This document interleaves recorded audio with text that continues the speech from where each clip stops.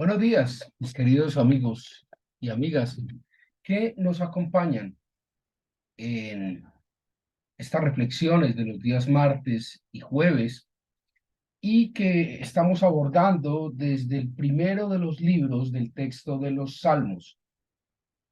En el día de hoy continuamos con nuestro Salmo 20, un salmo que más que conservar el esquema de los salmos que hemos venido revisando hasta ahora es en sí mismo una oración, un clamor que hace David a Dios para que Dios le conceda la victoria sobre la cotidianidad de sus días y que, como todo el resto de los salmos y de toda la Biblia, tiene una aplicación directa en nuestro diario vivir. Bueno, vamos a proceder a hacer nuestra reflexión sobre el Salmo número 20, no sin antes darle gracias a Dios. El solo evento de que abramos nuestros ojos en la mañana es ya un tremendo logro. Es un regalo que Dios nos hace. Es una nueva oportunidad. Así que demos gracias a Dios en este día, en este tiempo, por este lugar, clamando por su misericordia para con nosotros y para con aquellos que no le conocen. Padre, gracias por este día, gracias por este tiempo, gracias por nuestros seres amados, gracias por los seres que nos han amado y nos aman. Gracias, Señor, porque nos concedes cada cosa, Señor, en su momento, en su lugar, y a través de tu voluntad, de tu decisión sobre nuestra existencia. Tú nos vas disciplinando, vas formando nuestro carácter, vas acercándonos más a la imagen de Cristo. Gracias, Señor, por ello. Asimismo, clamamos, Señor, por tu misericordia, porque sabemos que en este proceso somos rebeldes, somos obstinados y aún en muchas ocasiones nos dejamos llevar por nuestros deseos contrarios a tu voluntad, Padre.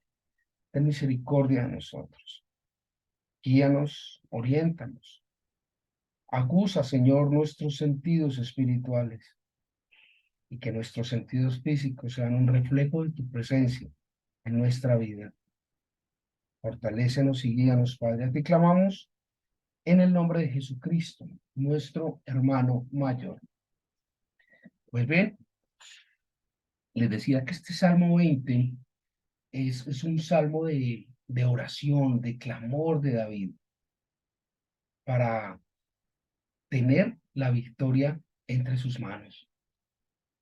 Miremos de la versión Reina Valera al músico principal, el Salmo de David, número 20.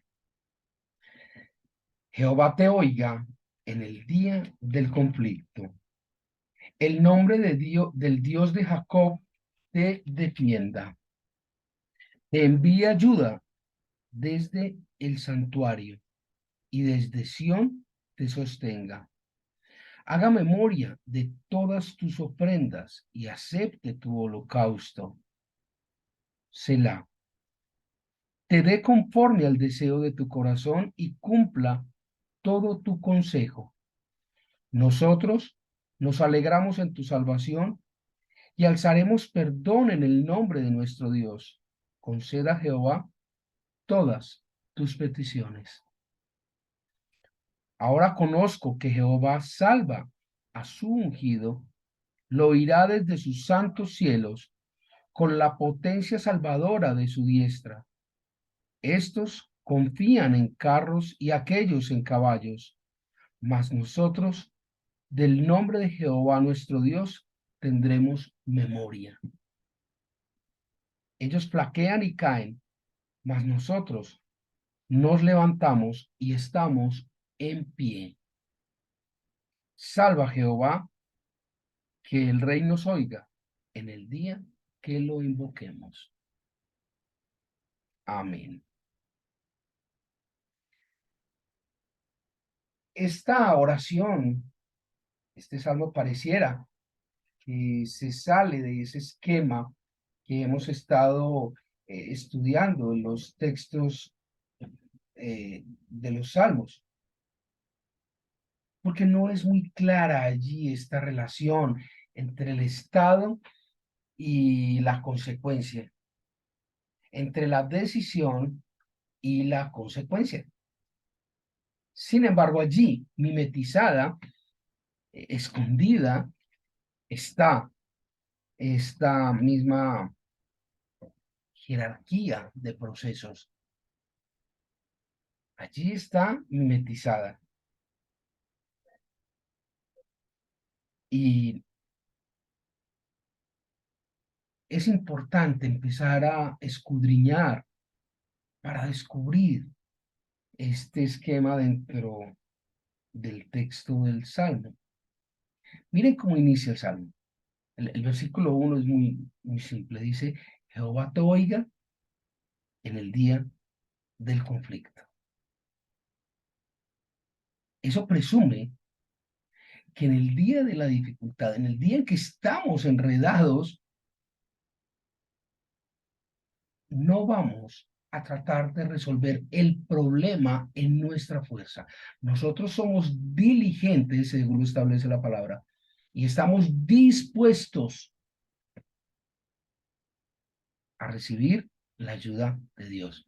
Eso quiere decir que nuestra primera opción, nuestro primer plan, nuestra primera metodología no está en ayudarnos para que Dios nos ayude.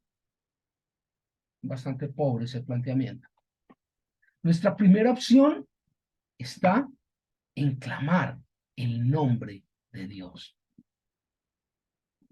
Dice Jehová te oiga en el día de conflicto.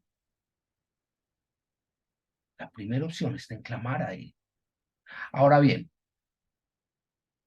el texto bíblico dice Jehová te oiga en el día del conflicto. Y esto nos presenta una dicotomía. Y esa diferencia radica en que muchas veces clamamos a Dios.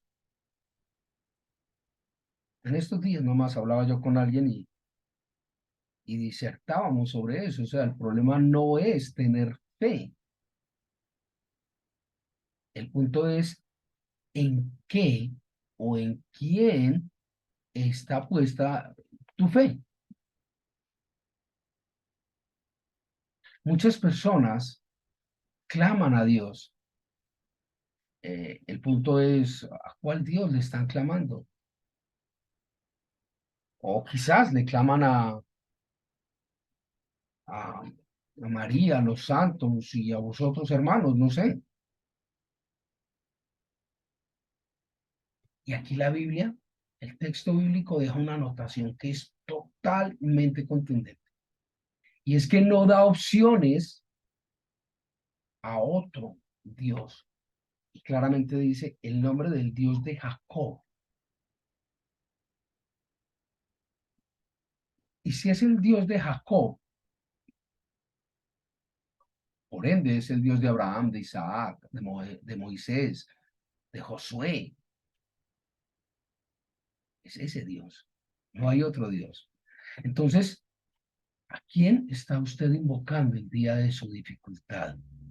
¿En quién está poniendo usted su fe para ser socorrido? Porque cuando clamamos a este Dios, al Dios de Abraham, de Isaac, de Jacob, de Moisés, dice la palabra, este Dios te envía ayuda desde el santuario donde Él está. El lugar donde está Dios es un lugar santo. Y más allá de esto aparece una referencia.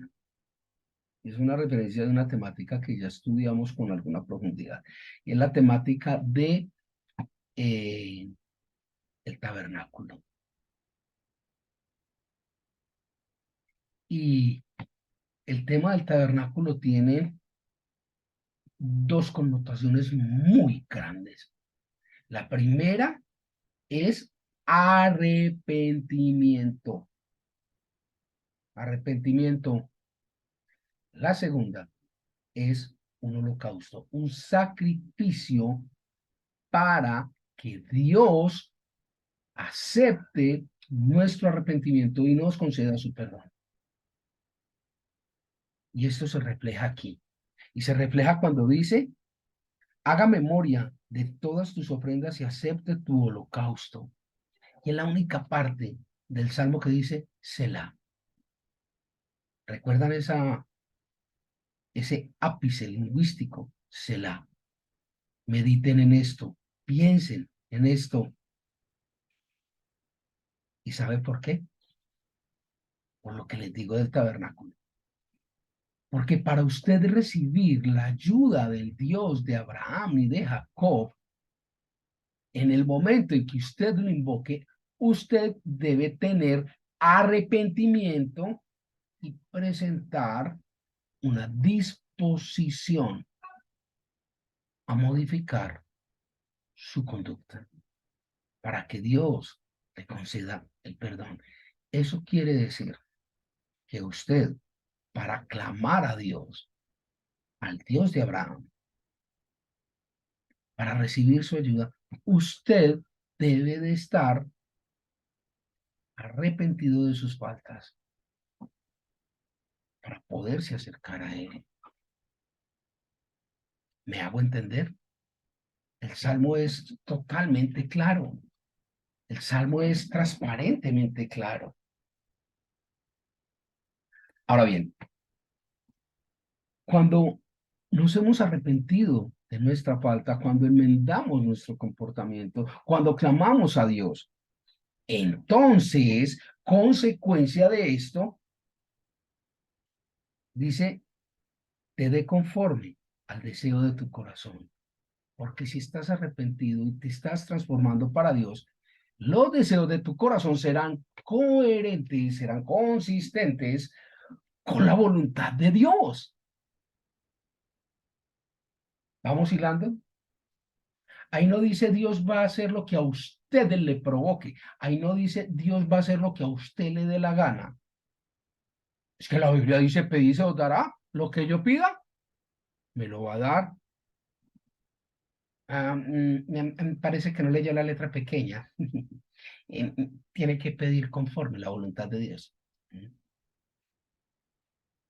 No es cualquier cosa que usted pida, ni es lo que a usted le provoque, ni es lo que a usted le dé la gana. Es que su corazón está en concordancia con el corazón de Dios. Y eso es lo que hace que Dios conceda la petición de su corazón. Si su corazón no está alineado con las cosas de Dios, por más que usted pida, yo no creo que le conceda algo. Yo no creo. Ah, pero la Biblia dice, sí, pero la Biblia dice dentro de un contexto, dentro de una historia, dentro de un recorrido. ¿Lo ve? Ya lo cogió. Dentro de un esquema.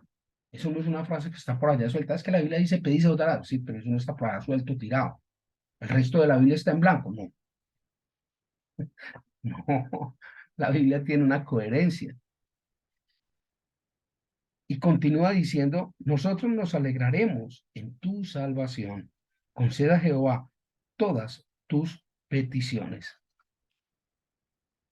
¿Me hago entender? Y allí, pareciera letra pequeña, dice, y alzaremos perdón en el nombre de nuestro Dios.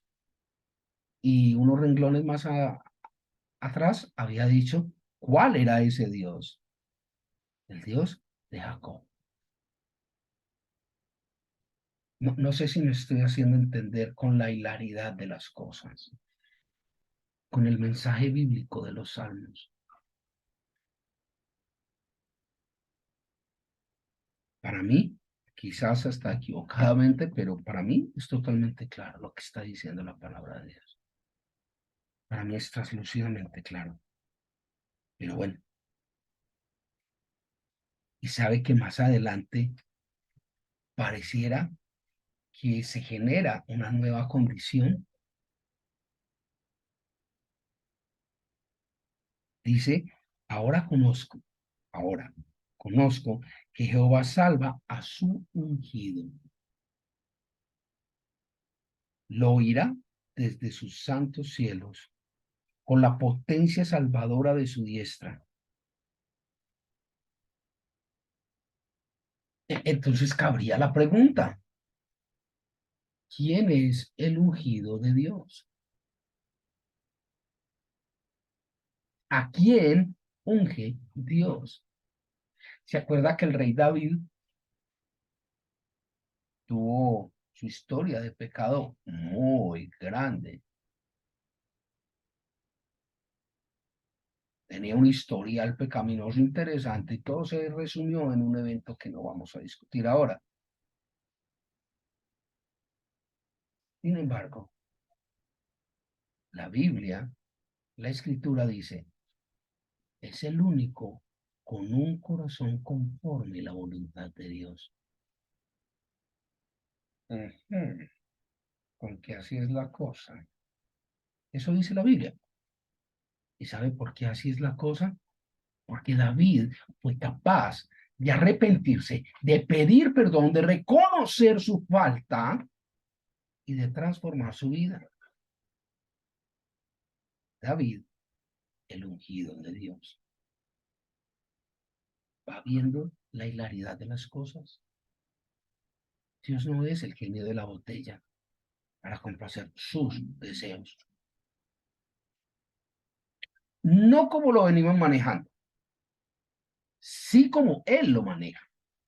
Él es el que establece las condiciones para satisfacer y atender los deseos de tu corazón. No somos nosotros. Lejos, lejos. ¿Me hago entender? Continúo leyendo y habla de otro grupo de personas. No de su ungido, habla de otro grupo. Y ese otro grupo, dice Dios, estos confían en carros y aquellos en caballos. ¿A qué se refiere carros? La época de... No, eh, no dice automóviles, dice carros, haciendo referencia al poderío militar de muchos hombres. Confían en su fuerza, confían en sus herramientas, confían en su potencial.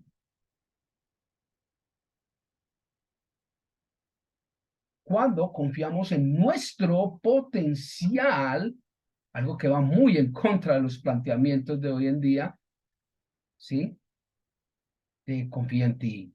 Tú eres el poder. Tú eres la criatura de Dios. El poder está en ti. A ver, cuadra, bueno, no sé. Dice la palabra que cuando uno confía en ellos, tiene un destino. Y ya lo vamos a ver.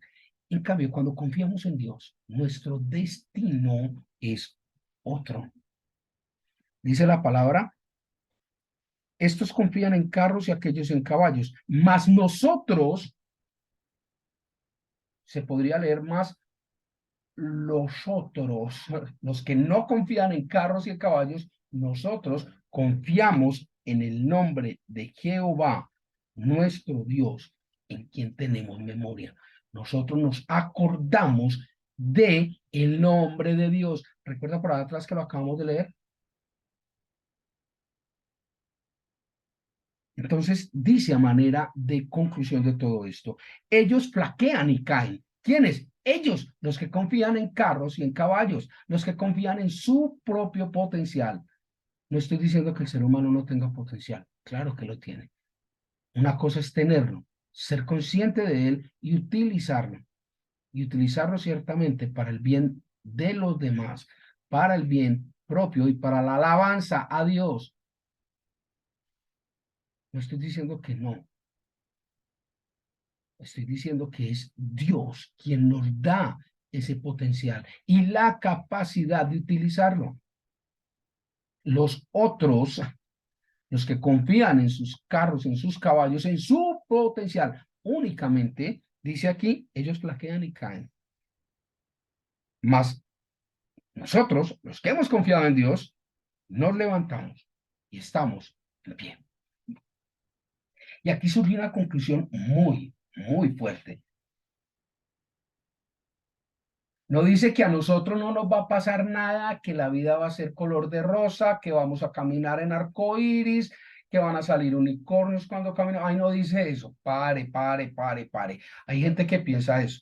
Hay gente que piensa que se acercan a Dios y ya listo. La vida color de rosa, como la canción de la señora Edith Piaf. Y no, no es así. Porque si nos fijamos en el contexto en el que nos estamos moviendo, dice, y nosotros nos levantamos y estamos en pie. Es decir, para levantarse hay necesariamente que caer. El mensaje de Dios es, en todo este proceso, usted se va a caer. Es más, va a doler. ¿Mm? Hay gente que se queda postrada. Vamos a leer en uno de los salmos mucho más adelante que Dios dice, el hombre que cae no quedará postrado, porque la mano de Jehová estará allí para levantarle. Entonces, mire que esto implica que usted va a caer, pero gracias a la obra de Dios, gracias a la infinita misericordia de Dios, dice, mas nosotros nos levantamos y estamos en pie, mientras que los otros van a caer y van a flaquear.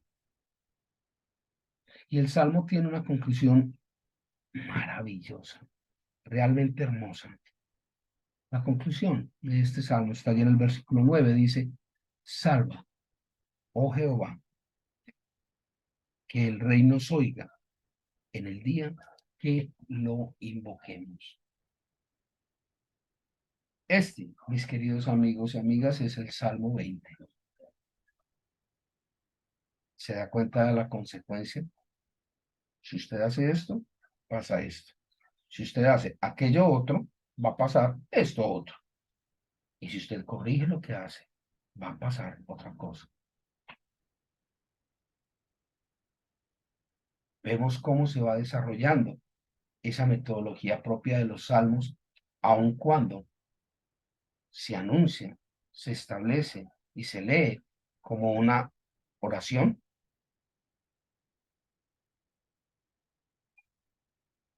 Que el Señor les guarde, que el Señor les ministre, hoy y siempre. Lean la palabra de Dios, escudriñen las escrituras.